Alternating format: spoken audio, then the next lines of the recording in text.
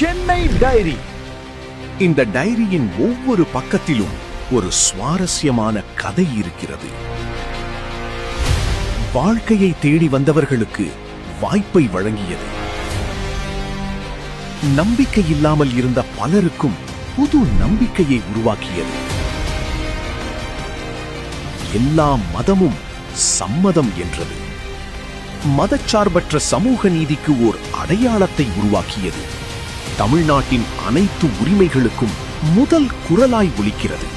உலகத்தின் எல்லா மனிதநேய உணர்வுகளுக்கும் ஆதரவாய் நிற்கிறது. இந்த உலகின் அழகான ஒரு வீடு. வெற்றியை நோக்கி தமிழ்நாடு பயணிக்க விரும்பும் நம் தலைநகரம்.